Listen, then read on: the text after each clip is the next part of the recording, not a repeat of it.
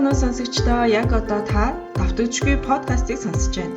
Манай подкастыг сонссноор давтагдчгүй сэдвээр давтагдчгүй зочидтой оролцогчдын маань давтагдчгүй үзэл санааны талаар сонсох болно. Ингээд багц чулуу мэдлэг мэдээлэл өгөх зорилготой мөн түнчлэн өөрийн давтагдчгүй зан чанар юу вэ гэдгийг тунгаан бодох цагийг өгөх зорилготой хэвдэж буй манай подкаст нь тавтай байна. Энэ удаагийн дугаараар давтагдчгүй сэдв, зочин, үзэл санааны юун дээр нь төвлөрч ярилцсан гэж бодож байна. Хамтдаа сонсцгоё.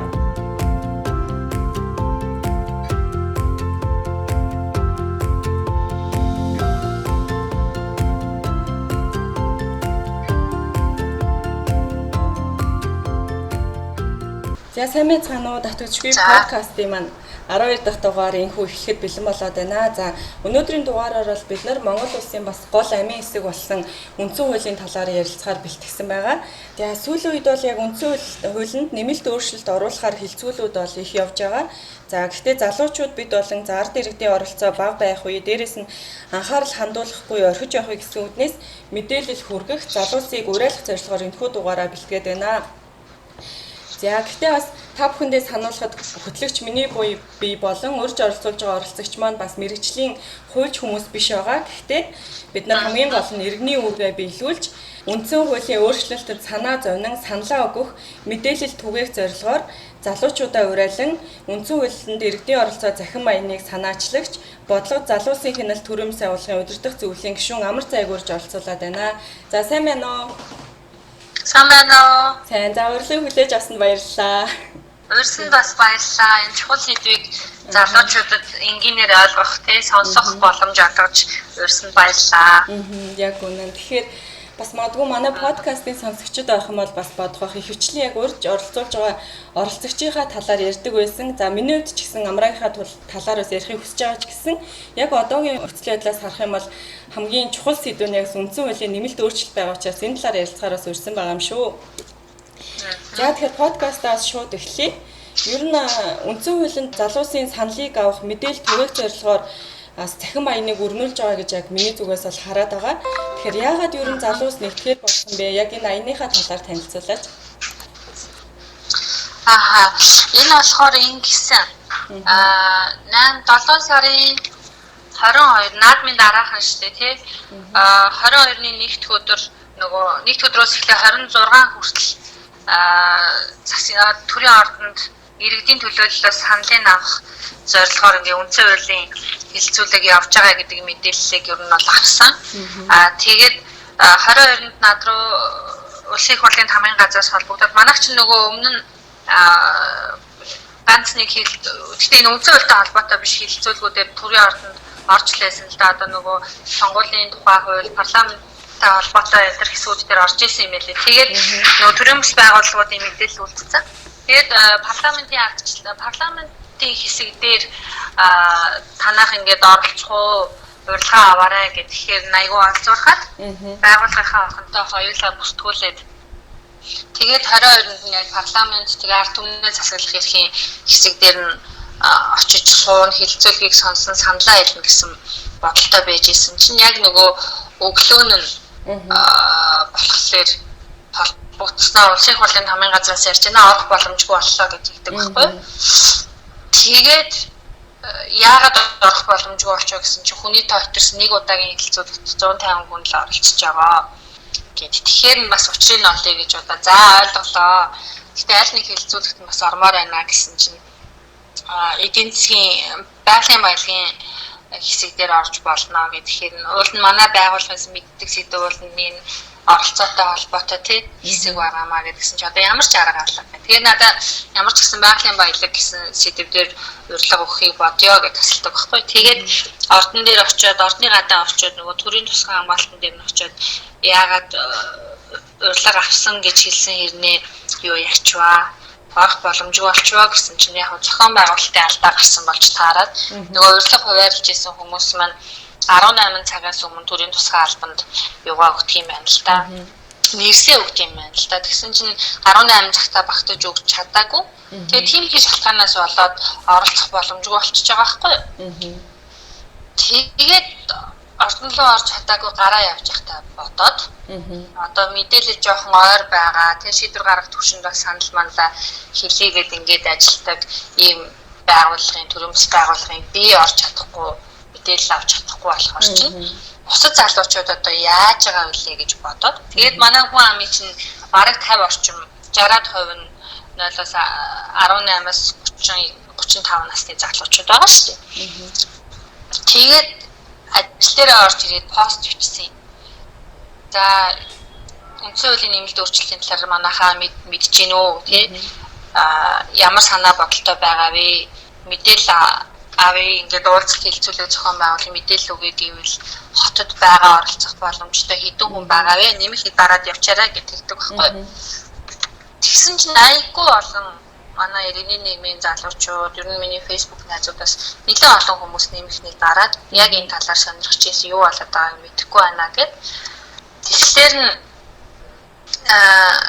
бараг одоо ингээд коммент харахаар 100-аад коммент байгаа. Тэгэхээр чи нэлээд олон хүмүүс мэдээлэл авахыг хүссэн гэсэн үг шүү дээ. Тэнгүүд нь юу яагаад энэ нөгөө улсын их хурлын энэ үндсэн хуулийн нэмэлт өөрчлөлтийн төслийг боловсруулж байгаа нөгөө лүндэ жанцсан ба түүгээр тэргүүлсэн ажлын хэсэг ба лүндэ жанцаар тэргүүлсэн ажлын хэсэг байгаа шүү дээ. Тэрний чинь дэргэд бас давхар дэд ажлын хэсэг гэж байгаа аахгүй аль бисний. Тэр нь болохоор нөгөө энэ үндсэн хуулиар мэргэжсэн докторууд судлаачид байгаа гэсэн үг. Тэгээд тэр дэд ажлын хэсгийнхний үүрэг нь болохоор яг энэ үндсэн хуулийн нэмэлт өөрчлөлтийн талаар иргэдэд мэдээлэл өгөх тий зөвөр тайлбарлах бас үүрэг нь юм байл л дээ. Тэгээд дэд ажлын хэсгийнхэнтэй холбогдоод залуучууд ингээ мэдээлэл авахыг хүсэж байна. Би ингээ хилцүүлгийнхаа зохион байгуулалтыг хийя. Та нар ирж мэдээлэл өгөөч гэж хүсээд тэгээ ерөнхийдөө эхний 4 сэдвэр буюу гүйцэтгэх засаглал, парламент, шүүх, нутгийн удирдлага гэсэн 4 сэдвэр өдөрт 2 хилцүүлэг хууль зүйн хүрээлэнд ерөнхийдөө зохион байгуулсан. Тэгээ энэ дээр бол дан ганц би ганцаараа зохион байгуулаагүй. Нөгөө пост бичээд нэмэлтнийг дарсан хүмүүсээс маань манай иргэний нийгмийн байгууллагын залуучууд одоо Сако, Жожо тэгээд Чинзо, Тамирка гэх тий яг ингээ ойрхон ажилтдаг Монголын залуучуудын эслийн Биндрия, Даван юм гэдэг ингээд нэлээд ойрхон байдаг залуучууд маань хамтдаа ингээд зохион байгуулалтыг хийгээд явъя гэд. Тэгээд ерөнхийдөө бол манай байгууллагын пэйжээр аль биесний ивентүүд нь үүсээд гэхдээ ард нь зохион байгуулалтын хувьд бол маш олон залуучуудын байгууллагын сайн дураараа бид хэд бол яг үнэцүүл нэгдээд гэдэг юм уу тийм үнцэн үйл залуучууд саналаа оруулахгүй бол чи юу болж байна тий ер нь судлыг сонирхъя тэгээд энэ талаар мэдээлэл хүргэе гэж ерөнхийдөө энэ айныг эхлүүлсэн. Тэгээ 2 өдрийн хилцүүлгийн дараа бид дахиад төлөвлөгөө гаргаад уулзаад тэгээ 2 өдрийн хилцүүлгийн чинь дараа болохоор нөгөө дэд ажлын хэсгийн хүмүүсээс мэдээлэл аваад аягүй сайн мэдээлэлтэй болчихж байгаа шүү дээ. Тэгээд 2 төсөл гэхээсээ илүү энэ улсын их хурлын 62 гишүүний дэмжсэн төсөл гэдэг байгаа нь албан ёсны тэгээд нийлэн эртнээс судлагдаж эхэлсэн төсөл юм байна. 7 сарын 16-нд ерөнхийлөгч улсын их хурлын нөгөө намрын чуулганы нээлтийг хийхдээ өөрөө төсөл гэж гаргаж ирээд тэрийг оруулж ирсэн юм байлээ. Тэгээ энэ хоёр төслийг уялдуулах угаасаа нэгдүгээр хилцүүлгийн дараа иргэдээс бас санал авах энэ төр гэсэн нөгөө журмаараа тийм юу л явц өрнөдөг учраас энэ хоёрыг уялдуулах тэгээ иргэдийн саналыг сонсох зорилгоор 7 сарын 22-ноос 26-ны хооронд хилцүүлэг зохион байгуулагдсан гэсэн. Тэрнтэй зэрэгцээл бид санаачлагаа эхэлсэн байх юм л те. Ер нь бол тэгж эхэлсэн. Тэгэхээр одоо энэ яг саналаа гаргаад явж байгаа чинь энэ саналаа яг дээшээ хүрэх боломж байгаа юу? Хилцээд явж байгаа юм байна. Одоо бидний байр суурь уу? Байр суурь. Бага. Саналаа хүргэх боломж нь болохоор одоо нөгөө парламентын гэмээр энэ төр гэдэг энэ улсын хурлын хамгийн газраас явж байгаа мэдээлэл нь айгүй бүртэмжгүй л байна л да. Одоо Facebook-ыг бол Монголын бараг бүх хүн ашиглаж байгаа. Тэгэхээр Facebook-ийнх нь парламентын гэмээр гэдэг пэйж дээр нь оруулж байгаа мэдээлэл ганц нэг хэн лайктаж байж ах шиг тий. Үтсэн хүнийх нь тоон нэг 50-60 өсвөл 100 мууч байх шиг. Ингээд ирэхээр энэ чинь өөрөө яг энэ хүрээлэн байгаа хүмүүс нь л үзэж байгаа болохоос биш цаашаа мэдээлэл байхгүй. За тэгээ парламентын гэмээс хайтараад санал авч байгаа. Дээрээс нь бээр очиж өгөх боломжтой байгаа. Улсын их хурлын төрийн байгуулалтын байнгын хороо билүү. За тийм эсэн баг. Тэгээд дээрэс нь уцаар гэдэг ингээд 3 сувгаар ерөнхийдөө саналаа хэлэх боломж байгаа. Тэгээд бид хэд болохоор 2 өдрийн хідэлцүүлэгт нийтдээ 70 орчим залуучууд оролцсон. Гэтэ хамгийн сонирхолтой нь иргэний нийгмийнхэн гэхээсээ илүү тэр нөгөө public event-ийг хараад ирсэн ихэнхдээ жирийн залуучууд байсан. Тэгээд тэр хідэлцүүлгийн санал дээрээ үндэслээ. Дээрээс нь иргэний нийгмийн байгууллагын нэг 10 байгууллагын 13 залуу бас санал солилцож нэг хилцүүлэг хийгээд тэрийг юун дээр тавьсан байгааз бичлэг хийсэн. Тэгээд тэр энтер дээрээ үндэслээд тийм би тэд ерөнхийдөө одоохондоо бол байр сууриа тогтчихл амжилтаа 2 төслийг аягүй сайн ялгаж уншлаа. Нэлээд сайн танилцлаа, хуульчлаар тайлбарлууллаа тий. Тэгээд бидний байр суурь болохоор ерөнхийдөө улсын хурлын гишүүдийн өргөн барьсан 62 гишүүний дэмжлэгийг авсан албан ёсны хуулийн төслийнх нь байр суурийг дэмжиж байна. Тэн дээр орж байгаа ялангуяа шүүхийн хараат бус байдлын тий шүүх мэдлээ хариуцлагыг дээшлүүлэх хараат бус байдлыг хангах гэсэн хэсгийнхэн заалтуудыг бүрэн дэмжиж байна гэсэн байр сууриа ерөнхийдөө нэгтгэчихсэн байна. Тэгээ одоо албан ёсоор тийшээ яаж мэдээлэл өгөх вэ гэхээр өнөөдөр чинь нэгд өдөр 3 дахь өдөр бид хэд байр суурийн баримт бичгээ одоо боловсруулаад явж байна л да. Тэгээд тэр байр суурийн баримт бичгээ улсын их хурлын бүх гишүүдэд буюу 75 гишүүн байгаа шүү дээ. Одоо 75 гишүүн рүү бүгдээр нь рүү гарч ирлээд ингээд мэдээлэл өгөх гэж байгаа. Ерөнхийдөө бол бид хэд албан ёсоор бүр яг албан бичгээр тэгээд бүх иргэний нийгмийн одоо бид нартай нэгдэж байгаа тийм нэгдэж байгаа илэрхийлээд ивент дээр логогоо нэмүүлээд байгаа л да.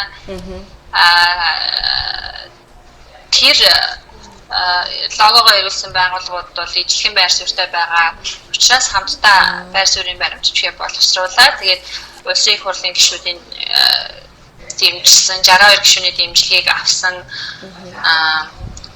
тэр төслийг бид нар бас дэмжиж байгаа. Тэгээ энэ төслийг бол хойш нь татаж болохгүй тий батлахгүй байж болохгүй шүү. Үндсэн хуульдаа өөрчлөлт оруулах нь биднэрт маш чухал байна гэсэн байдлаар бичгээ боловсруулаад сууж байна. Тэгээд 3 дахь өдөр албан ёсноор төрийн ордны шууданд өгөндөө улсын их хурлын нөгөө биеэр хүлээж авдаг шуудан байд юм билээ. Бичих хэрэг. Тэгээд тэрэнд нь авчиж өгөхөөр төлөвлөгөөтэй.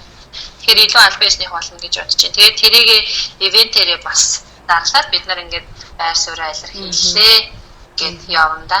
Яг үнэ аюул чухал юм болж байгаа. Тэгээд яг ингээд сонсонгууд нэг зүйл бас их сонирм байна л да. Ингээд бид нар саналаа өглөө тэгэнгүүт дээрэс нь ерөнхийлөгч болон улсын хурлаас гаргасан юм 2 төслийн саналаа байгаа шүү дээ тий.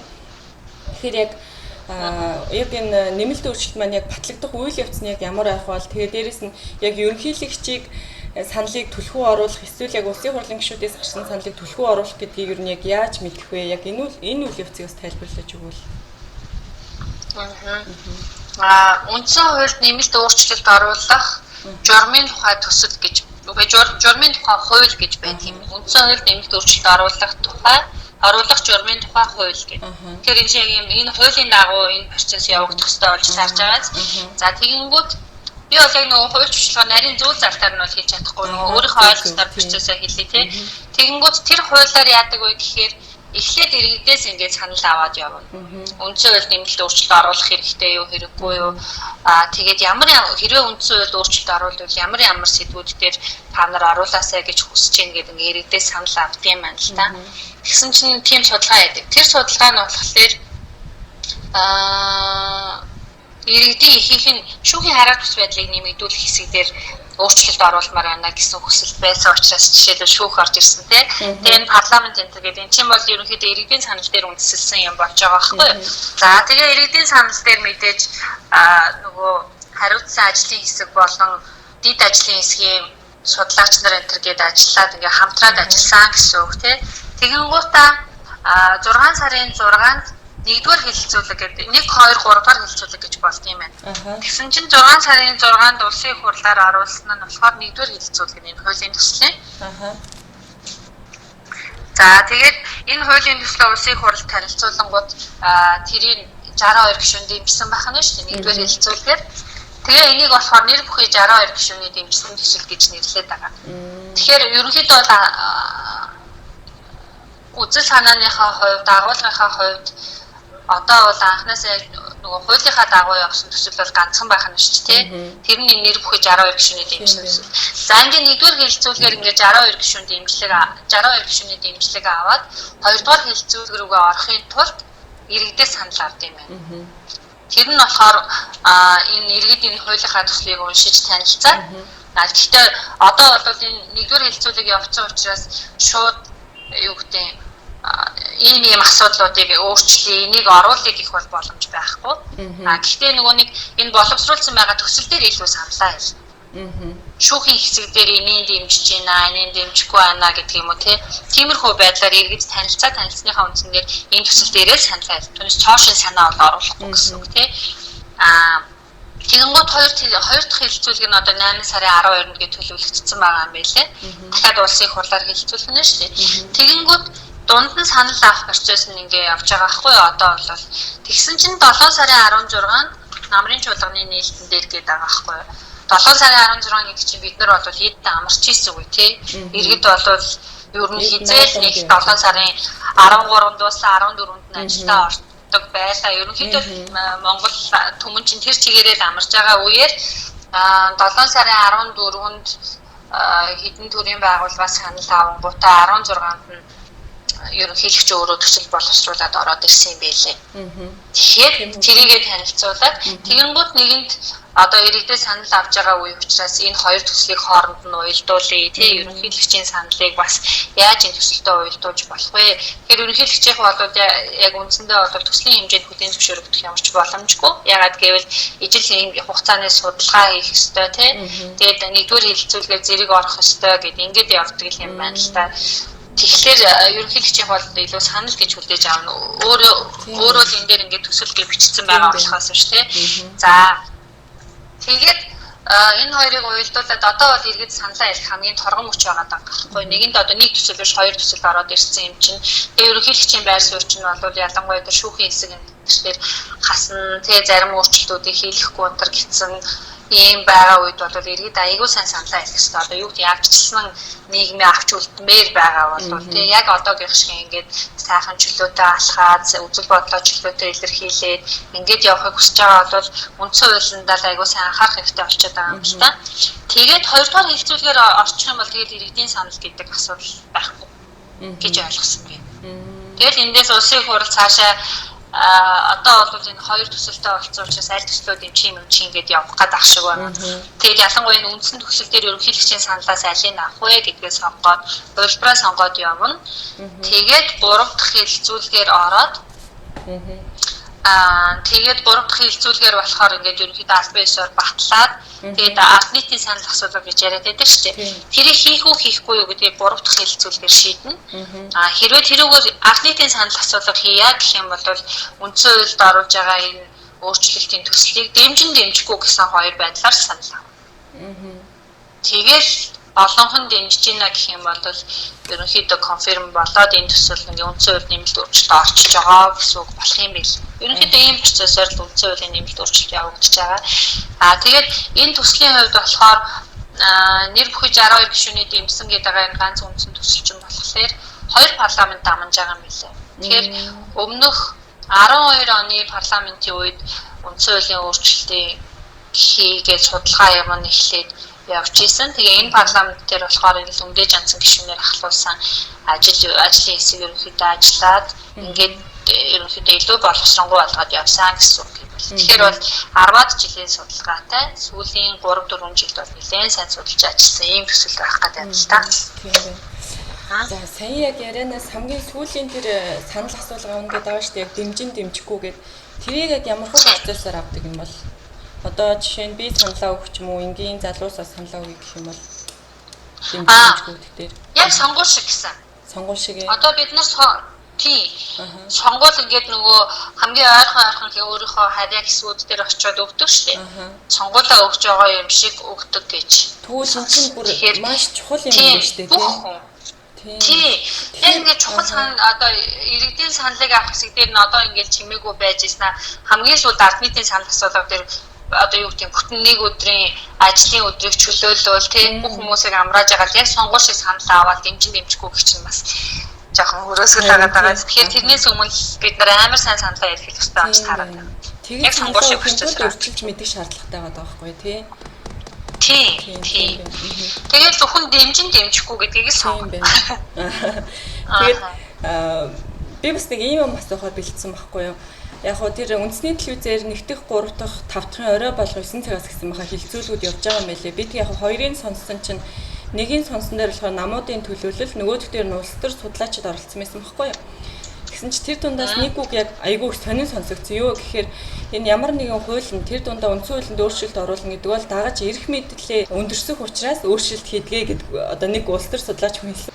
Тэгээ яг сая чиний ярианаас сонсоод ангууд яг тэр улсын хурлын гишүүдээс гарсан тэр санал бол бүтэн 2 парламент дамнаад тий 10 гаруй жилийг бараг зарцуулаад судлагдаа за ингэж өөрчлөгээд ирсэн байхад за магадгүй хитрхи байр суурь илэрхийлж магадгүй. Гэхдээ ерөнхийлөгчийг гэхэд 2 хоногийн дотор үйл явц ингээд болоод өрнөсөн байгаа байхгүй юу тий. Яг чихний үе шатанч явагдаагүй. Тэгэхээр яг миний асуух гэсэн асуултын хариулт яг саяын яг чиний ярьсан ярианаас бол ерөнхийдөө гараад ирлээ. Хууль дагаж одоо эрх мэдэл дагаж ирдгээ хин нь яг эрх мэдлийг авах гээд байна вэ гэдэг дээр яг тэр улс төр судлаач хариулт бол яг гарч ирж байгаа юм гэдгийг ойлголоо. Тэгэхээр энэ дээр бас Амрагийн байр суурь яг юу гэж бодож байгаа бол ер нь яг хуулийг ер нь яагаад гинт өөрчлөхөр болд юм бол би яг чиний яриг сонсоогүй бол би яг гинтэл үндсэн хуулийг нэмэлт өөрчлөлт оруулахар болжээ л гэж бодож исэн байхгүй юу? Тэгэхээр сая бол нэлээд бодлоо нэлээд өөрчлөгдлөө. Анхны үндсэн хууль батлагдсан чинь болохоор 1992 он гэдэг байгаа тий. Тэгээд тэрнээс хойш анхны бол тэр нөгөө үндсэн хуульд нэмэлт өөрчлөлт оруулах гэсэн шалтгааныг би мэдэхгүй байна. Ягаад гэхээр 2000 оны нэмэлт өөрчлөлт гэж бас байгаад байгаа байхгүй юу? Тэр нь болохоор довтохын 7 энэ гэсэн тий 7 заалтыг өөрчилсөн чинь дортуулчлаа гэж яг тэрийг болохоор хийсэн хүн нь яг нөгөө үндсэн хуулийг боловсруулсан чихмэд багш өөрөө хэлсэн юм байлээ л дээ. Зүгээр нэг иргэд бас хэлдэг. Дортохын 7 гэдэг заалт байсан. Тэгээд тэр нь одоо болохоор өдийг хүртэл яагаад бас энэ үндсэн хуулийг өөрчлөх болсон бэ гэдэг дээр 2000 оны тэр 7 өөрчлөлт одоогийн үндсэн хуульд бас өөрчлөлт оруулахгүй шалтгаан болжээ гэж би бас ойлгож байгаа. Яагаад гэхээр тэр нөгөө парламент дээр жишээлбэл ажлын 75 өдөр тэ нэг удаагаа жилд 2 удаа чуулна. Тэгээд нэг удаагийн чуулганы ажлын өдөр нь 75 байна гэдгийг жишээлбэл 2000 оны өөрчлөлтөөр 50 өдөр байна ч юм уу тэгээ багасгацсан. Тэгээд тэр нь болохоор нөгөө гишүүдийг ажиллаа хийхгүй байх парламентын тогтвортой байдлыг алдагдуулахын тулд заалтууд болцсон жишээ байгаад байгаа байхгүй юу. Тэгэхээр тиймэрхүү үндслэл шаардлага дээр тулгуурлаад нэгдүгээр дортохын 7-гоо засъя. Хоёрдугаарт энэ нөгөө зарим нэг органик хууль буюу өдөр тутамд хэрэглэгддэг хуулиар шийдэгдэхгүй байгаа зарим асуудлуудаа үндсэн хуулиндаа оруулаад өгчих юм бол хинч оролдохгүй гар хөрөх ихгүй тэгэхээр ингээд энэ дээр бас нөгөө эрх мэдлийг хуваах, тэнцвэржүүлэх юмнуудаа бас хийж авъя гэсэн зорилгоор үндсэн хууль нэмэлт өөрчлөлт орж байгаа гэж ойлгож байгаа. Тийм. Тэгэхээр байр суурийн хувьд болохоор байр суурь ямар юм гэсэн тий? Яг ер нь бол баг хэлсэн гэхэд болно дөө. Миний хувьд болохоор яг үндсэн хууль өөрчлөгдөөд эрх мэдэл дагаж ирж байгаа гэж ойлгож байна. Энэ дээрх байр суурь гэсэн ерөнхийдөө тийм. Эрх мэдэл дагаж ирдэг гэдэг дээр бол санал нэг байгаа. Яагаад гэхээр нөгөө үндсэн хууль чинь өөрөө бидний суурь зарчим амьдрах гол дүрм тий. Хүмүүнлэг ардчилсан иргэний байх юм уу, хүний эрхийг дээдэлдэг байх юм уу юу гэдэг бүх юм чинь үндсэн хуулиар зохицуулагдаж байгаа. Тэрийг дагаад бол жижиг органик хуулиуд гараад бид нар тэрийг өртөөж явдаг. Тэгэнгუთ чи энэ хуулийн чинь цэг таслал болгонд өөр ингээд цаана насар их эрх мэдэл оршдог юм байна л да. Одоо яг ингээд судлаад уншаад ирэнгүүт бүр тэрийг ач холбогдлыг айгүйх ойлгож байгаа. Тэгсэн чинь тийм болохоор энүүгээр одоо нөгөө эрх мэдлийг хуваах, тэнцвэржүүлэх нөгөө эрх мэдлийн 3 тулгуур багнаас салахыг тэнцвэржүүлэх гэдэг зорилгоор үндсэн хуулиар оролцож байгаа. Гэвтэл нөгөө судлаад нэлээд олон үндсэн хуулийн докторууд энэ төр ажиллаад ингэсэн байгаа төсөл дээр олон жилийн судалгаатай төслийг боловсруулаад ингээд гаргаад нэлээд сайн төсөл хамгийн сайн хувьдаа гаргаад ирсэн байхад нь ерөнхийлөгч өөрөө 2 хоногийн дотор цоо шин төсөл гаргаж ирээд тэрэн дээрээ өөрийнхөө эрх хэмжээг нэмэгдүүлээд тий. Би бол 3 хэмжүүлж байгаа юм байна. Нэг нь болохоор шүүхийн хариуцлагын хэсэг дээр томилсон этгээд шүүгчийн хариуцлагын зөвлөл. За би энэ чинь юуг нь уншаад өгье. Надад төсөл байгаа.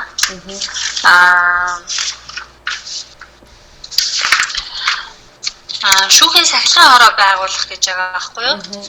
Тэгээ энэ дээр 49-ийн 7 гэдэг дээр ерөнхийлөгчийн оруулж ирсэн санал нь болохоор шүүхийн сахилгын хороо хууль заасан үндслэл журмын дагуу шүүгчийг албан тушаалаас нь зүтгэлзүүлэх, огцруулах, чөлөөлөх тохиолдолд саналаа томилсон эрх бүхий албан тушаалтанд хүргүүлнэ гэж байгаа байхгүй юу. Тэгэхээр эн чинь өөрөө одоогийн нөхцөлд бол томилсон шүүгчийг хэн томилж байгаа вэ гэхээр чи ерөнхийлөгч байгаа. Сая бол нөгөө 1-р сар шүүгчийн эрх зүйн байдлын тухай хуульд бас ингээл нөгөө цаазын ялмал гэл буу юм болгож ирсэн гинт нөгөө гишүүдийн чинь оруулаад санал аваад ингээл ерөнхийлөгч томилдог болгоцсон шүү дээ. Тэгжээснэ одоо энэ болохоор томилсон этгээд гэж байгаа байхгүй юу. Тэгэхээр шүүгчийн сахилгын хороо гэдэг ийм чухал институт ажиллаад шүүгчтэй хариуцлага тооцоод одоо албан тушаалаас нь зүтгэлзүүлэх, огцруулах юмыг хийдэг байх гэжсэн чинь энэ хүмүүс зүгээр тэрийгэ томилсон этгээдд нь л уламжилдаг болох гэдэг. Тэгэхээр нөгөө мань хүний өөрийнх нь санаа бол тэгэл одоогийн эрх мэдлээ бүр баттгаж авч байгаа. Ялангуяа шүүхийг атгсан чигээрээ байя гэсэн санаа харагдаад байгаа байхгүй юу. Энэ дээр эмзэглэж байгаа гүйцэтгэх засаглалын хэсэг дээр болохоор 39.5 гэдэг хэсэг дээр засгийн газрын үйл ажиллагааны хөтөлбөр үндэсний аюулгүй байдлын үзэл баримтлалд нийцэж буй эсхийг Монгол улсын үндэсний аюулгүй байдлын зөвлөл хэлэлцэж шийдвэрлэнэ гэж байгаа байхгүй юу. Тэгэхээр чинь үндэсний аюулгүй байдлын зөвлөл гэдэг чинь нөгөө 3 хүн чинь марч ерөнхийлөгчөөр ахлуулсан тий. Тэгэн гуйта засгийн газрын үйл ажиллагааны хөтөлбөр гэдэг чинь тухайн 4 жилд аль нам нь сонгогдоод аль нам нь олон холоод тий. Тэгээд ямар мөрийн хөтөлбөр иргэдэд амлаад гарч ирсэн тэрнийхээ өрөөнд мөрийн хөтөлбөрөөр боловсруулж ажилладаг шүү дээ. Тэнгууд тэр боломжийг хаачж байгаа байхгүй юу? Тийм. Тэгэхээр чинь ингээд ерөнхийлөгч одоо шүүх засаглалыг ингээд атгацсан байгаа дээрээ тэрийгэ баталгаажуулаад тэгснээ гүйцэтгэх засаглал руу одоо орж эхэлж байна гэсэн үг. Гүйцэтгэх засаглалын засгийн газрын юу хийх вэ гэдгээ ерөнхийлөгчөөс зөвшөөрөл авч иж тэр хүний үндэсний аюулгүй байдлын үзэл баримтлал гэдэг бичиг баримтыг нийцүүлж үйл ажиллагаагаа явуулнаа гэдэг гэж байна. Тэгээд бас нэг юм нь нам байгуулахдаа 50,000-ээс доошгүй гишүүн нэгдэж нам байгуулна гэж байгаа. Нам ч нь өөрөө иргэдийн улс төрд оролцох хамгийн гол одоо боломжийг олгодог хэсэг тийм иргэний нийгмийн талбар. Тэгээ улс төрийн үзэл баримтлалаараа нэгдээд нам байгуулад бид нар одоо улс төрийн үйл хэрэгт оролцъё гэвэл нам л байгуулна шүү дээ тийм. Тэгэн гоч одоо 800 байгаа ямиг 50,000 болгочхоор нэгэнд одоо байгаа 3-4 хүн намаараа дуусэл гэсэн юм болчихж байгаа. Тийм. Тэгэхээр ийм 3 залт бол их сэтгэл эмзэглүүлж байгаа. Дээрээс нь тэр байгалийн баялаг дээр бол яриад чирэг байхгүй. Гадны хөрөнгө оруулагчдыг гаргаад зөвхөн монголчууд өөрсдөө ажиллаад тэгээд мал залам алах юм аашиг бүр нэг тиймэрхүү л ойлголт төрүүлэхээр айгүй хэцүү залтууд оруулсан. Тэгээд нийтэд таалагдах айгүй гой үгнүүдтэй байгалийн баялаг, газрын эвлийн баялаг болон ан амтан бол төрийн өмч мөн гэдэг одоогийн залтыг нийтийн өмч мөн гэж бол өөрчилчгөр хүмүүс таалагдаад байгаа байхгүй. Гэхдээ цаад мөн чанар нь бол нэлээд сайн авах юм бол айгүй хэцүү эрсдэлтэй юм харагдаад байгаа. Тэгэхээр миний байр суурь бол нэгэн судлагдаагүй тэгээ журмын тухай хуулиараа орж ирээгүй юм чин төслийн хэмжээнд авч үзэхээс илүү зарим нэг зохистой саналуудыг аваад тэгээд энэ анхныхаа төслөө л батлуулах, анхны төслөө сайн тайлбарлах байдлаар явуул яасан л гэж бодож байна. Яг үнэ. Би бас яг ингэ сонсоод яг одоо л яг ойлгож эхэлж байна. Яг хоёр төсөл яваад байна гэсэн чинь нэг нь яг үндсэн төсөл, нэг нь бол ерөнхийдөө санал гэж орхилж болохоор юм байна. Дээрээс нь түрүүнд 7 одоо өөрчлөлт нэмэлт өөрчлөлт гэдэг байгаа шүү дээ. Тэрийг бол би уншиж үзсэн л дээ. Тэр нөө парламент цэгмэн рүү ороод айгу сонирхолтой сонсогдож байгаа хгүй. Ингийн зүйлс дордохын 7 гэхээр за ястэй уншаал яачих юм байна гэсэн чинь нэг дордоод ахаар 7 юм биш байгаа хгүй уншингууд. Тэгэхээр нөгөө нэг улс төр судалдаг яг одоо юм улс төртэй ойрхон байдаг хүмүүс ийм одоо заалт өөрчлөгдсөн улмаас ийм үр дүн гарсан шүү гэж нөө тайлбарлаж чадж байгаа байхгүй юу. Тэгэхээр одоо наа чи ийм энгийн хүмүүс нь хараад энэ одоо яагаад ордуулсан бол гэж бодогдохоор байгаа байхгүй. Тэгэхээр яг нөө юм мэддэг хүмүүс нь тэр хилцүүлгэрийг ярьж ирсэн юмнууд яг тэр заалттай холбогдож байгаа байхгүй. Тэгэхээр энгийн одоо наа чи хүмүүс ойлгохыг хүсэх юм бол тэр хилцүүлгэрийг бас сонсох юм бол тэр яагаад тийм дордохын 7 заалт гэдэг. Дээрээс нэмэлт өөрчлөлт нь яг юу юуны талаар байна гэдээ бас их ойлгох байх. Бисээ яг чиний ярианаас нөгөө 50,000 дээр нэмэх нь нэг гэдгийг тэр хилцүүлгээрээс яриад байсан байхгүй. Тэгэхээр би нөгөө бодохдоо нөгөө 800 гэдгийг мэддэг хэрнээ тухайд юу санагдсан. Өмнө нь 50,000 гэж байд юм байна л гэсэн чинь тэр ерөнхийлөгчийн санал байсан байж тээ тийм. Тийм мэдээлчлэн айгүйх мэдээлэл авд юм байна. Тэгээд бас нэг ийм үг байсан байхгүй юу?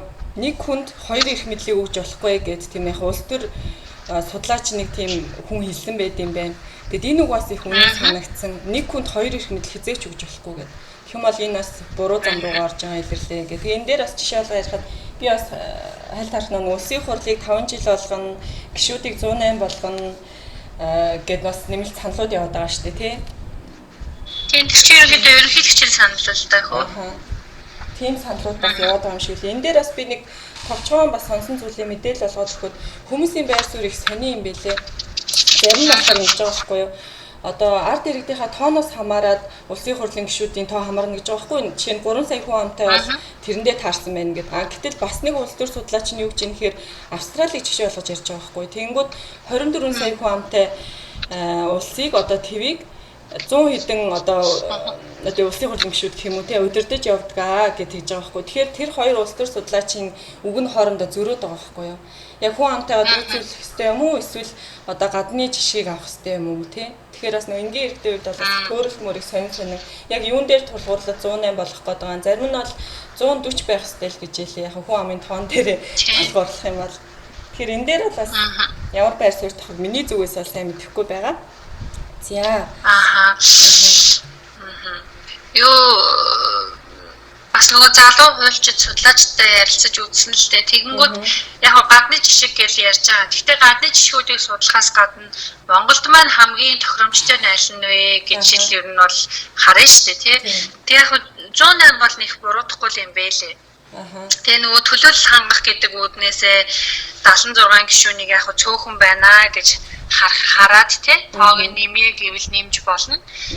Тэгээд тэр нь илүү ингээд одоо байгаа 3 нам юу гэдгийг тоогоо нэмээд орж ирэхээс илүү бусад нэг жижиг намуудаа оролцуулах боломж олгоод тий ингээд явах юм бол аль болох олон намын төлөөлөл орж ирээд тэгээд аль болох олон байр суурь иргэдийн байр суурь тэнд гарч ирнэ гэсэн үг байхгүй юу?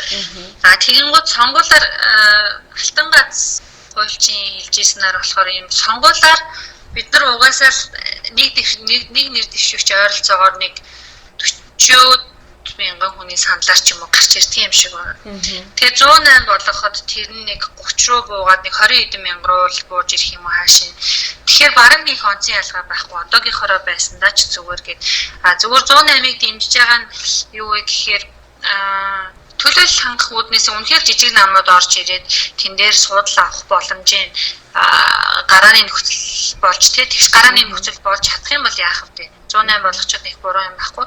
Тэгэхгүйгээр одоо байгаа намууд л тэгэл дахиад хүмүүсийн тоон нэмэгдээл орж ирэл бүр илүү олон бүлэг болоод ингээ явах юм бол эдийн засгийнхаа хувьд бол жоохон дэмий юм шиг үлээ. Нөгөө сонгуулийн зардал мардалтаасаа ахуулаад тэр хүмүүсийг цалинжуулахаасаа ахуулаад тэгэл хоёр танхим ментер гэж ажиллахгүйгээс хойш гэж харсан. Тийм. Хоёулаа ерөөдөө бас нөгөө нэг гаргасан төслийн саналуудын талаараас нэлээд ярьчлаа тий. Тэгэхээр миний асуух гэдэг нь юу гэхээр яг хоёр төслийн саналыг ингээд уншиж танилцаад яг захим аянд оролцож байгаа залуус маань яг ямар саналыг түлхүү дэмжсэн бол за ямар дээр нь бүр огт санал нийлэхгүй байгаа бол саяас хэдийг бас дүүрсэн нэмэлтээр бас танилцуулбал. Бид одоо захим аяныхаа юун дээр залуучуудад ингээд нөгөө хуулийн үг хэллэгтэй юм чи уншихад айгүй хэцүү байна шүү дээ тий. Ойлгоход ч хэцүү. Болоод байгаа нь мэддэхгүй болохгүй байгаа нь мэддэхгүй л ингээд харагдаж байгаа. Тэгээ постэр болгож ерөнхийдөө оруулж өгч байгаа. Тэгэхээр нэлээд ойлгомжтой болно. Жишээлбэл шүүхийн ерөнхий зөвлөлийн гишүүдийг хэрхэн томилох вэ? Бүрэлдэхүүн нь ямар байх вэ гэдэг ч юм уу тий. Тэгээ тэрийг ингээ инфографик байдлаар оруулаад ирэхээр залуучууд нэлээд сайн ойлгож эхлэх байх гэж бодож байгаа. Тэгээд нөгөө шүүх эрх мэдэл, улсын их хурал тэгэл юу гэдгийг гүйцэтгэх засаглал гэхээр өөрсдөөс нь хол гэж ойлгоод залуучууд ер нь иргэд тэд нар тэрүүгээрээ ярина үз гэдэг. Гэтэл чинь ялангуяа шүүхтэй холбоотой юм чинь болохоор иргэн одоо шудраг шүүхээр шүүлгэх боломжийг л хангаж өгч байгаа гэсэн үг шүү. Бид нар өнөөдөр хэрэг төвөгт орооцлохгүй байж болно л доо тий. Гэхдээ хизээ нэгэн цагт шудраг шүүхээр шүүлгэх хэрэг гарах юм бол тэнд ихтгэл найдвар байх эсэх нь энэ шүүхийн хараат ус байдлаас хамаардаг юм байна л та. Тэгээд энэ дээр бол жишээлбэл онцлог заалтууд гэх юм бол юу байна? Ерөнхий шүүгч бүх шатны шүүхийн ерөнхий шүүгчийг шүүгчид өөрсдөө сонгодог болох гэсэн нэг хэсэг явж байгаа. 51-ийн 1, 51-ийн 2, 51-ийн 3, 51-ийн 5 гэдэг. Тэгээд энэ дээр нөгөө ажиллах хугацаа энтрийн заагаад өгсөн. Тэгэхээр шүүгчид өөрсдөө сонгоно гэдэг чинь болохоор бас арай илүү одоо юу гэдэг нэг хүнээс хамааралтай биш л болж ийн гэсэн үг л дээ, нэг илүү ардчилсан зарчмаар тий. Гэхдээ ерөнхийлөгч болохоор батламжлагдаг гэнтэр нь бол хിവэрээ. Гэхдээ үндсэн хууль заасан шаардлага хангаагүй гэж үзэх юм бол шүүгчийг батламжлахаас татгалзаад үндслэлээ нийтэд мэдээлдэг энэ төр болгож байгаа байхгүй. Одоо ч юм болохоор ерөнхийлөгч чинь шүүгчийг томилох гээд ингээд энэ шүүгчийг томилъя гэдэг одоо 30-аад шүүгчийн нэр очсон байхад нэг нь ч томилохгүй байна гэж байгаа байхгүй. Өөрийнхөө гаргасан үү? Тийм. Тэгэхээр нэг нь ч томилохгүй байгаа бол яагаад гэдгээд одоо нэгсэндээ тайлбарладаг болж байгаа гэсэн үг. Нийтэд тайлбарлана гэсэн үг. Энэ хүн энэ үндсэн хууль заасан шаардлагыг хангаагүй байна. Ийм учраас энэ хүнийг одоо томилохгүй гэдэг ч юм уу тий. Тэгээ томилохгүй байна. Огт томилохгүй гэж уул нь өөрөө эсвэлдэл байгаа байхгүй. Тэгэхээр энэ дээр бол заавал нийтэд тайлбарлах энэ төр гэдээ оруулаад ирсэн. Ерөнхийлөгч батламжилдаг болж байгаа, томилдог биш батламжилдаг болж байгаа гэх мэтчлэн. Тэгээд насны хязгаарууд зааж өгсөн байгаа, туршлагын хязгаарууд зааж өгсөн байгаа.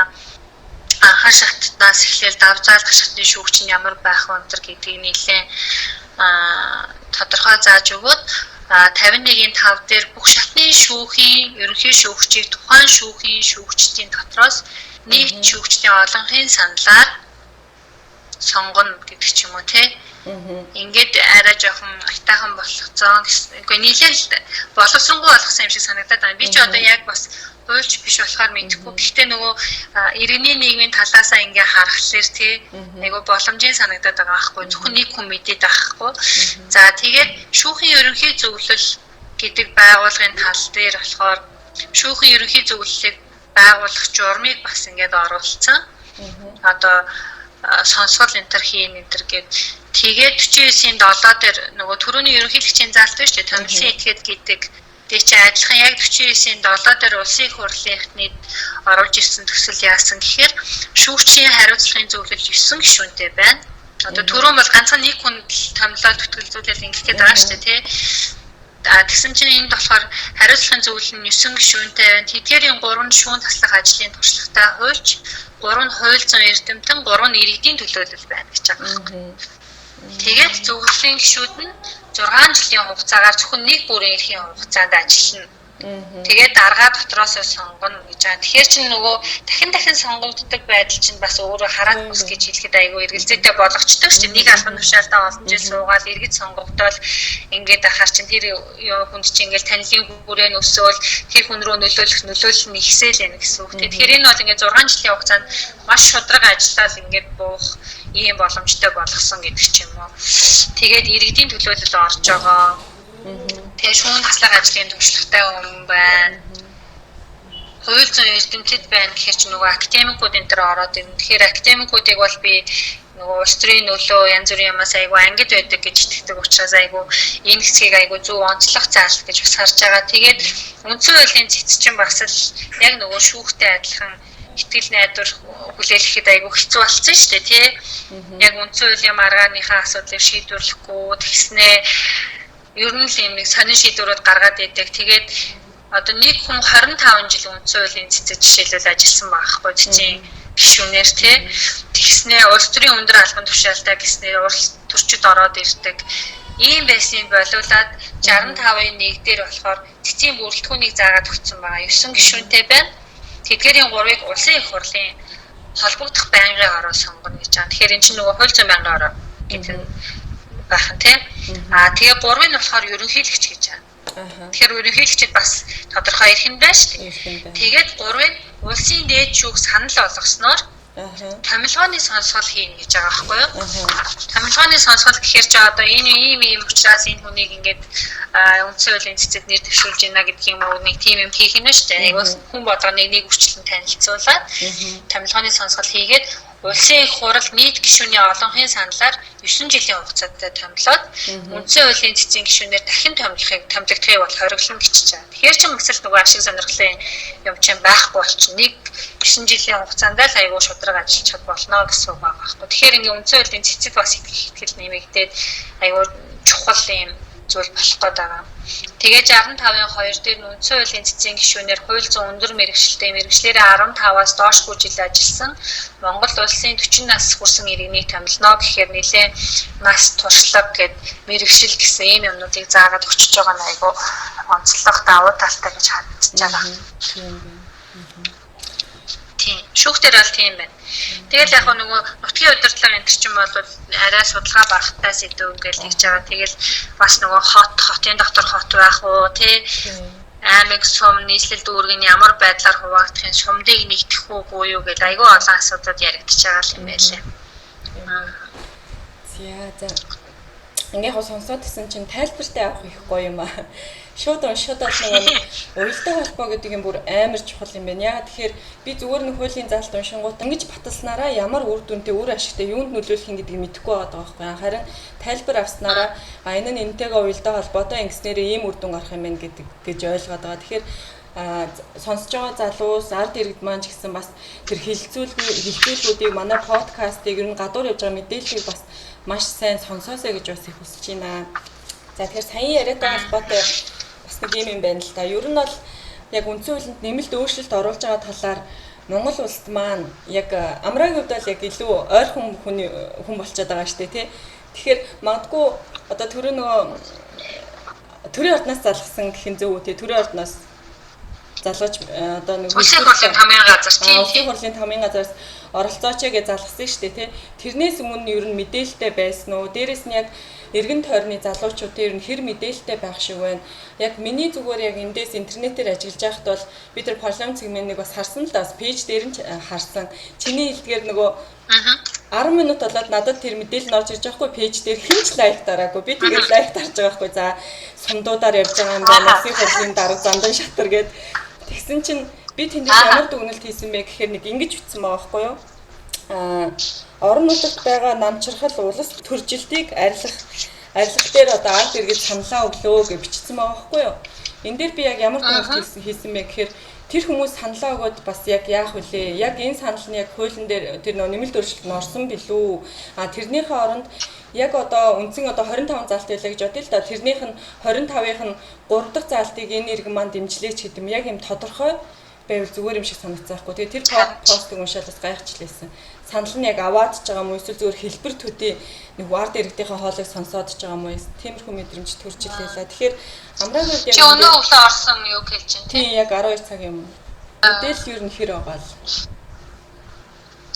Мэдээлэл бол яг үндсэн хуулинд нэмэлт өөрчлөлт орох гэж байгаа гэдэг талаар мэдчихсэн л да. Тэгээд би болохоор миний ойлгож байсан ойлголт болохоор тэр ард нийтийн санал асуулга гэдгээр л бидний саналыг аваад болчих юм байх гэсэн юм бодож ирсэн байхгүй юу? Хуульч биш юм чинь.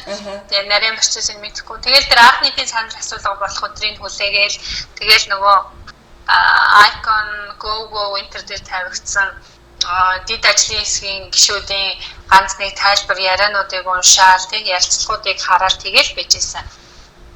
Түүнээс биш яг ордонд хилцүүлэг болох гэж байгаа үе шатын хувьд юм гэдэг огт мэдээлэл надад байгаагүй. Зүгээр л ямар ч гэсэн үндсэн хууль нэмэлт өөрчлөлт орох гэж байгаа доо л гэж бодож ирсэн байхгүй. Тэгэхээр мэдээлэлд ойр гэж бодож байгаа би бол ийм байхад ер нь бол бусад залуучууд ер нь хэцүүлдэг. Миний эргэн тойронд ч гэсэн бүгд мэдэхгүй байсан. Тэгээ намайг постч яг бүгд ингэж ботсон гэдэг байгаа байхгүй. Тэгсэн хэрнээ хороодоор болох тэр нэг юм нөгөө сэтгүүлийн материалаар ингээ хийгээд инфографик энтрээр ингээ танилцуулсан үндсэн хуульд оруулах нэмэлт өөрчлөлтийн төсөл гэсэн юм тарагдсан л байлээ. Тэгээд Хинтээ аймгийн Нойруулан сумын нэг миний үеийн залуу бас нөгөө видеог үзчихэд тэгчихсэн. Уул нь орон нутгаар аягүй сайн хэлэлцүүлэг яваад иргэдийн саналыг зөндөө авсан шүү дээ. Тэгээд танай ярилцлаганд орсон залуучууд яагаад юу ч мэдэхгүй гэдэг юм бол энийг би аягүй гайхчихна гэж бас тэгж илээ. Тэгэхээр миний бодлоор тэр орон нутгийн тус хэлэлцүүлгүүд сайн явсан байж магадгүй тий. Өнөө өглөөний тэр нөгөө зандан шатар Гуан одоо тэр Баян Онгор аймагт очиод үндсэн хуулийн нэмэлт өөрчлөлтийн талаар танилцуулж санал авч ин гэж байгаа.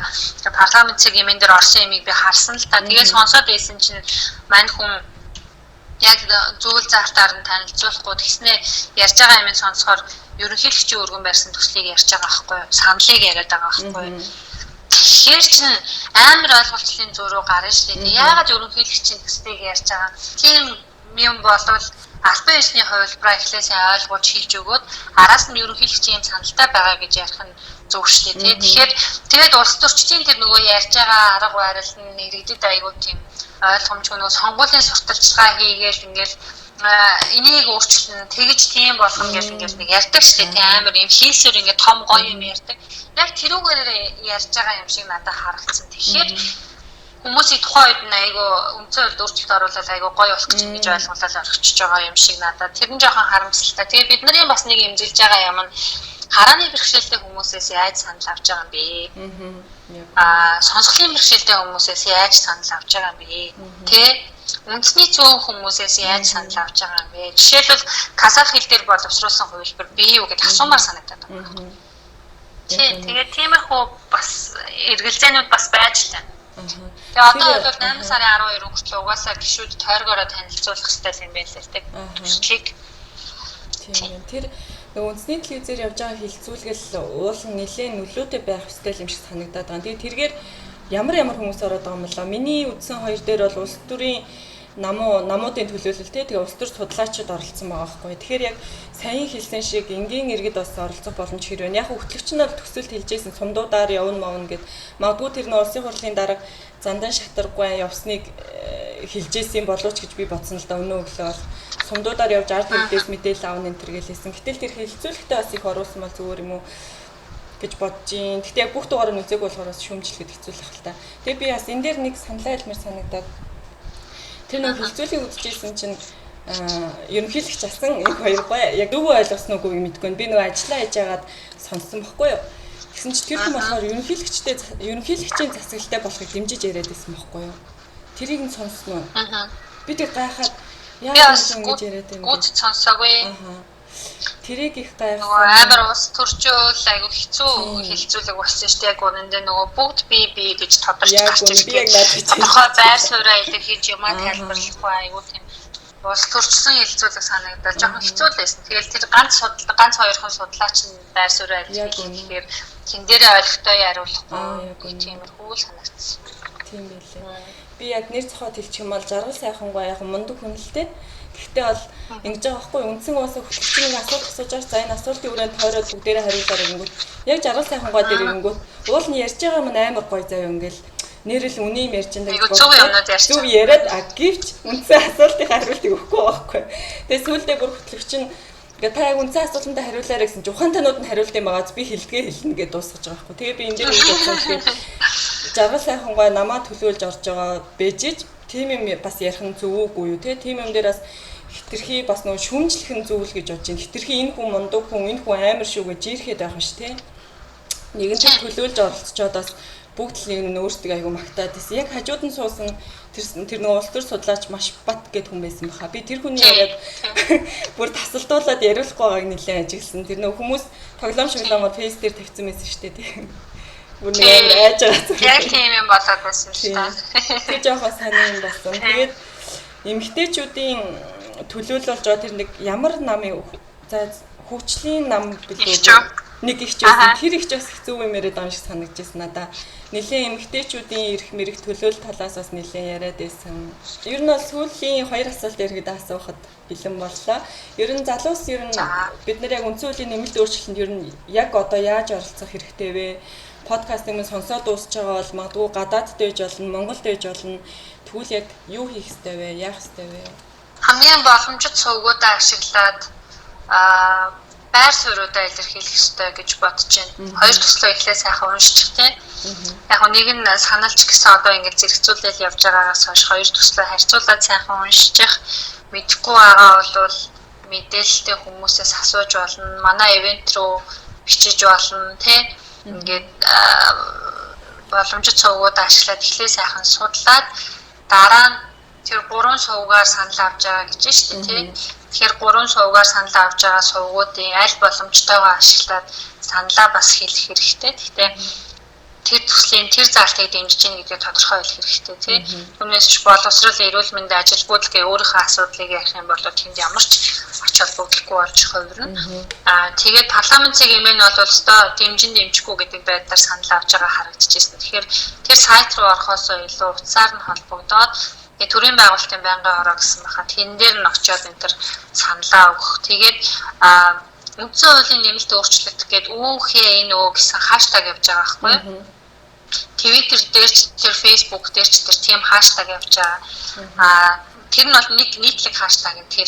Тэгэхээр тэр хаштагийг ашиглаад бас байр суурь илэрхийлээ. Тэр төслийн тэр залтыг дэмжиж байна. Энийг эсэргүүцэж байна гэдээ өөрөө пост оруулж болно. Twitter дээр жиргэж болно. Тэгээд ус төрчдийг тааглаад бас жиргэж болно тий. Манай аянтай нийгдийг гэх юм бол бид нараас мэдээлэл аваад хоёр төслөө уншиж танилцаад тэгээд үүхээ нөө хаштаг үүхээ нөө хаштаг залуусын дуу хоолойч гэдэг юм ингээ хаштагуудаа ашиглаад явах бас боломжууд байгаа гэж бодож байна. За дээрэс нь бас амраада болон одоо оролцож байгаа залуустаас талхууштай зүйл нь юм бол би яг хуу ажигласан л да нэлээд хүрээ нь бас том байгаа юм шиг санагдсан. Яа тэгэхээр тэр хилцүүлгийн үеэр одоо нэг хүмүүсээс асуусан байна л да үндсэн хуулийг ер нь мэдж гэнэ үү мэдэхгүй байна уу гэдэг талаар санал асуулт явуулсан байна л да. Тэгсэн чинь нийт дүнгийн харахад бол 1000 хүн оролцсон байгаа байхгүй юу? Нэг сайтаар дамжуулж ирсэн мэлээ. Яг тэрний өглөөхөн би болохоор та эдийн бичлэгийг үтсэн байхгүй юу? Ерөнхийдөө яг юуны талаар ярилцав. Дээрээс нь судалгаа авсан мэлээ шүү дээ. Би бас оролцсон л да тэр судалгаа. Мэдж гэнэ үгүй юу? Тэгээ нас хүйс байсан тий. Тэгэхэд танай өндөр болохоор 800 хэдэн хүн. Гэтэл бүр тэр цаана бүр том зохион байгуулалтаар авч байгаа өндөр 1000 хүн оролцсон. Тэгэхээр та эдийн бас хийж байгаа ажлын цар хүрээ бас нэлээд том байгаа нь харагдчихжээ. Тэгээ дээрээс нь залуус манаас энэ талаар мэдээлэл авах гэсэн YouTube дээр залуусын санаачлаг гэж орсон байгаа тий. Тийм бас 15 минутын бичлэг байсан уу 20 байсан уу? Маш богино тийм 20 минутын бичлэг цаг зарцуулаад үзэх юм бол бас нэлээд мэдээлэл авах байгаа шүү гэж хэлмээр байна. За тэгээд төсөглийн асуулт маань бол ихэндээ бас би хэлсэн манай подкастаа дууснаас хөв хүн рүү нэлээд чиглэдэг. Гэхдээ илүү сэдвээр тулгуурлаж өнөөдөр ярилцлаа. Тэгэхээр амраагийнхаа хөв хүн рүү чиглэсэн сүүлийн асуултаа асууя гэж бодож байна. Ер нь бол би амрааг нэлээд эртнээс мэдэн л дээ. Өсвөр наснаас хүүхэд ахаас ахуулаад хүүхдийн байгууллагад ажиллаж байсан, дараа нь хүний эрхийн чиглэлээр ажиллаж байсан, иргэний нийгмийн байгууллагаар ажиллаж байсан. Одоо бас ингээд бодлого залуусын хэл төрөмсөй явуулан удирдах зөвлөлийн гишүүнээр ажилладаг. Дээрээс нь яг ингээд одоо залуусыг урайлаад үндсэн хуулинд нэмэлт өөрчлөлт оруулахаар бас ингээд ажиллаж байгаа. Тэгэхээр амраагаас асуух хүсэж байгаа зүйл хэм бол ер нь яагаад энэ зам руу орвоо? Дээрээс нь яагаад тууштай бас ингээд ажилласан бэ гэдгийг асуумаар байна л да. Яагаад тэгэхээр яг иргэний нийгмийн байгууллагад ажиллаж байгаа хүмүүст бол бэрхшээл маш их. Хувийн бэрхшээлээс гадна нийгмийн бэрхшээл их байдаг гэж би өөрөөс ажиллаж байсан үед бол хэлээд байгаа. Яагаад тэгэхээр нэг асуудал гарангууд нөгөө хүүхдийн эрхийн чиглэлээр ажилладаг төрөм байгууллагууд хайччихв, иргэний нийгмийн байгууллагууд хайччихв гэд биднийг буруутгаад эхэлдэг байхгүй юу. Тэгэхээр энэ бүгдийг даваа дээрээс нь одоо санхүү хувийн асуудлууд байна. Тэгээ энэ бүгдийг зохицуулаад ер нь энэ хүртэл яаж тууштай ажиллаж чадваа гэдэг тал дээрээс ярилцмаар санагдсан. За би ч угаасаа л нөгөө 10 жилд байхдаа айгу нийгмийн идэвхтэй хүүхэд байсан л та. Тэгээд яг нийгмийн идэвх чинь нэг талаасаа сайн юм шиг боловч нөгөө талаасаа бол хаашин ч хөтлж магадгүй тий. Одоо юу гэдэг одоо ингээл анзаарах юм бол лидер сурагч актэй ингээл гой мундаг нэр зүүж явж байгаа л оюутны холбоо залуучдын холбоо гэл ингээл нэг мэтгэд өөрийгөө алдсан мундаг сайн гэдэг нэрэнд ингээд тасцсан тийм хүмүүс бас зөндөл байна л та өөрийнхөө үеийнхнийг харахаар миний зүгээр азтай нь яасан гэхээр хамгийн анх хүүхдийн эвэг сан гэдэг байгууллагатай холбогдоод сургуулиасаа урагтаа тэр олон нийтийн төв дээр нь очиж урагтаад ингээд ерөнхийдөө хүүхдийн эрхийн талаар нэлээд мэдээлэлтэй болоод хүүхдүүд ямар хүнд хэцүү нөхцөл байгаа талаар ойлголттой болоод тэгээ хамгийн анх хамгаалал клуб хүүхдийн төлөө гэдэг байгууллагыг байгуулахтаа болохоор тэнд оролцож байхдаа хүүхдүүд өөрсдийнхээ асуудлыг шийдэхэд өөрсдөө оролцож дуу хоолойнд болохгүй юм бол хүмүүс бидний өмнөөс шийдвэр гаргаад байгаа юм байна. Тэгээд нөхцөл байдал хүнд байгаа хүүхдүүд өөрсдөө хэлэх нь илүү үр дүнтэй юм байна. Шийдвэр гаргахад бас нөлөөлж чадах юм байна гэдэг л үндслээр. Тэгээд хүүхэд ч бас хүүхдтэй нэлээд сайн эргээр нөлөөлдөг тий. гэдэг ойлголтоор л ерөнхийдөө анх ингээл хүүхдийн байгууллага гэд явсан. Тэгээд би ч өөрнөө сэтгүүлч мэрэгчлээ хүүхдийн байгууллагт байх хугацаанд радио телевизийн дээд сургуулийг сэтгүүлч мэрэгчлэлээр төгссөн. Тэгээд төгсөөд бас сэтгүүлчээрээ ажиллах боломжууд нэлээд байсан л та. 1-2 телевизэд орох ажлын санал энэ төр аваад ингээд яасан боловч одоо нөө иргэний нийгэм рүү илүү л ингээд нөө сэтгэл зүрх татагдаад одоо юу гэмдэ би л байхгүй болвол энэ нийгэм өөрчлөгдөхгүй юм шиг би л энэ одоо хүүхэд гэдэг сэдвийг орхиод залуучууд гэдэг сэдвийг орхио явуучих юм бол ингээд зогсох гээд байгаа юм шиг тийм мэдрэмжтэй. Тэгээд тэр мэдрэмжтэй ер нь хөглөгдөөл тэгээд иргэний нийгэм чи өөрөө айгүй юм сурдаг газар гэж боддог байхгүй янз янзын сургалтуудад суун хизээч хинээс ч мөнгө төлөөд авч чадахгүй мэдлэг мэдээлэл туршлагыг иргэний нийгмээс авдаг. Тэгээд ерөнхийдөө бас тууштай байх шалтгаан маань тэр тэгээд багт ч гэсэн жижиг ч гэсэн айгүй олон эерэг өөрчлөлтүүдийг нүдэн дээр харах боломжтой. Ийм салбар тэгээд дараа нь залуучуудын байгууллага байгуулад тэгээ боловсролын байгууллагт ажиллаад гэдэг нь ингээд дандаа иргэний нийгэмтэй холбоотой энэ дотроо бол яг салбар мэдлэгийн хүрээгээ жоохон тэлээд туршлагаа тэлээд л яваад байсан гэсэн үг. Тэгээд энд чинь бас нөгөө иргэний нийгэм чинь цалин байлан айгүй хэцүү тийм салбар шүү дээ. Тэгээд энэ дээр бол гэр бүлийн дэмжлэг бас айгүй чухал байдаг. Тэгээд нөхөр ойлгодог байна, ээж аав ойлгодог байна гэдэг чинь бас айгүй чухал. Цаг наргүй заримдаа явна тий. Давуу тал нь заримдаа өөртөө чөлөө олгож болно. Дээрээ дарахгүй юм шиг хэрнээ өөрөөсөө ингээд юм бүтээгээд өөрчлөлтүүдэд хараад идэг болохоор тууштай байх шалтгаан маань болсон болов уу гэж бодож байгаа. Тэгээ иргэний нийгэмд байгаа учраас л ингээд маш олон залуучуудын дуу хоолой болоод өмнөөс нь дуурайд одоо энэ үндсэн хууль дээр ингээд санаа зовноод тий бусдыгаа уриалах бас боломж бий болж байгаа. Түүнээс биш би төрийн албан агч байсан бол сэтгүүлч байсан бол жишээний ийм санаачлагыг эхлүүлж чадахгүй л байх байсан баг л та. Тэгэхээр тийм л учраас айгүй тууштай иргэний нийгэмд ажиллах болсон юм уу? Би бас өөрөө дундаас нь хайсан юм болохоор их сонирхолтой санагдаад байлаа. За тэгээд жинхнээс сүүлийн асуултыг одоо сүүлийн хормыг бас амраад байвал те яа ер нь яг энэ үндсэн хуультай холбоотой залуусыгаа уриалаад хэлэх зүйл нь үндсэн хуулийн нэмэлт өөрчлөлт ингээд танд хамаагүй юм шиг санагдчихэж магадгүй те зөндөө олон процесс үйл явц ингээ өрнөд дуусгаж байгаа юм шиг одоо би юуг өөрчилж чадах вэ гэж бас бодож ич магадгүй. Гэхдээ бидний үндсэн хууль чинь өөрөө нэг өөрчлөлт орох юм бол хамгийн наазах нь 20 жил ч юм уу тий оролдох ямар ч боломжгүй бусад хуулиудтай харьцуулахад тийм хууль. Тэгэхээр яг залуу хүнийхээ хувьд одоо би өөрийгөө 30 таа гэж бодоход би 50 нас хүртлээр ямар амьдралаар амьдрмаар байгаа вэ гэдэг маань ямар дүрмээр амьдрмаар байгаа тий эрхчлөлтөй баймаар байгаа мó үгүй юм уу ардчилсан баймаар байгаа мó үгүй юм уу тий гэдэг энэ сонголтыг одоо үндсэн хуулиар шийдэх гээд байна л да. Тэгэхээр жоохон ч гэсэн цаг зарцуулаад өөрийнхөө ирээдүйн төлөө нэгдүгээрт хоёрдугаарт өөрийнхөө хүүхдүүдийн ирээдүйн төлөө тий үндсэн хуулийн нэмэлт өөрчлөлтөд санаа зовноод оролцоод саналаа хэлээсэй гэж хүсэж байна. Тэгээд өөрөө үндсэн хуульд оролцох чинь өөрөө иргэний үүрэг. Хүссэн үсээгүй одоо ард нийтийн санал асуулга гээд ирэхээр та дэмжихгүйгээ саналаа өгөх л болно. Тэгэхээр юу ч мэдэхгүй байж байгаад тэр үед дэмжихгүй гэж байж хаас илүү одоо энэ чухал эвцэгтэй цаг үе дээр те нэг хүний их мэдэлд шүүх засаглалаа, гүйцэтгэх засаглалаа мэдүүлээ. Дээрээс нь тэр хүн чинь тэргүй хууль тогтоох эрх мэдэл те одоо хууль санаачлах, хуульд хориг тавих юм эрх мэдэлтэй байж байгаа. Тэгэхээр баг энэ гурван тэнцвэртэй байх хэрэгтэй юм чинь нэг хүн латгах болчиход байна л та. Тэгэхээр тийм байлгамаар байгаа мó эсвэл одоогийн энэ байгаа амьдралаа илүү сайхан төвлөрчүүлээд тэ илүү гоё ардчилсан болоод хүн болгон ингээд чөлөөтэй ажил хөдөлмөр эрхлэх тэг хүний эрх зөрчигддэггүй ийм нийгмийг бий болгомоор байгаа мó гэдэг бол яг цэвэр одоо бол бидний оролцоо шаардсан юм торгон мөч байгаа учраас 8 сарын 12-наас өмнө аль болох боломжоор оролцооч саналаа хэлээч гэж ер нь бол хүсмээр байна. Тэгээд монголчууд яг хатуугаар хэрэгтэй гэж сүүлийн үед айгүйх ярьжлаа юм л та. Тэгээ өнөө өглөө билүү өчигдөр би Twitter дээр Оросын ерөнхийлөгч иргэдтэй ингэж хандж ийн гэдэг нэг юм цагдаа нар иргэдийг барьж аваад зодоод байгаа нэг бичлэг үзсэн л дээ. Тэгээ юунаас болж байгаа яаж байгааг нь бол мэдэхгүй. Тэгэл иргэд тойроод бичлэг хийгээл нэг 2 залуу 5 6 цагдаа бороход бол амар зодоод байгаа байхгүй юу? Бүрхүүл гарын хуг цохоод байгаа байхгүй юу? Тэгэхээр төрийн төмөр нүүр гэдэг тэгвэл тэр юм уу гэж би асуумаар санагдчихж байгаа байхгүй юу?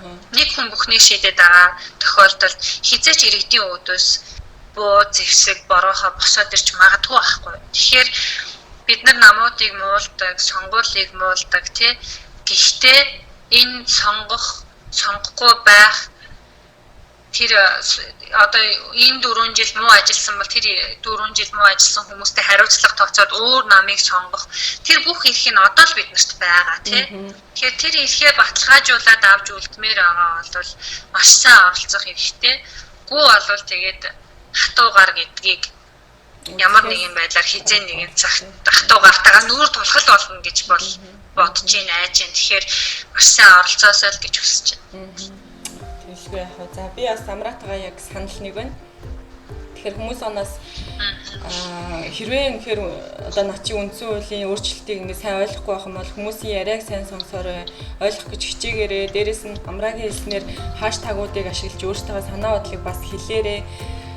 Бас бусдыг ингээд урайлаад би ч гэсэн үнэхээр мэдэхгүй байсан Амраагаас л мэдээлэл авсан маш чухал зүйл ингээд өөрчлөгдөхгүй дээ шүү гэдгийг бас ухаарсан, мэдээлэл хайсан. Тэгэхээр Амраада болон яг аяных нь зохион байгуулж байгаа залуустаа маш их баярлалаа гэж хэлмээр байна. Тэгээд бас цаг зав гаргаад ярилцсанд маш их баярлалаа. Дээрээс нь хоёулаас иргэний үүргээ биелүүлж байгаа юм байна. Нэг нь подкаст хэлээ, нэг нь бас ингээд аяныг зохион байгуулаад бусдыг урайлалаа. Тэгээд маш их баярлалаа гэж хэлмээр байна. За баярлалаа Амраа. За баярлалаа. Чи нэрээ маш чухал юм хийлээ шүү. Одоо тэгээд сонсоод саналаа ярих юм бол манай залуучуудаас их чухал юм ийгээд үүргээ биелүүлэх гэдэг тий. Харин тий. Сонсчод бас үүрэг биелэх гэдэг шүү. Тийм. За. Хоёулаа тэгвэл энэ үргээд подкастаа өндөрлөе. Тийм. За баярлалаа. Баярлалаа.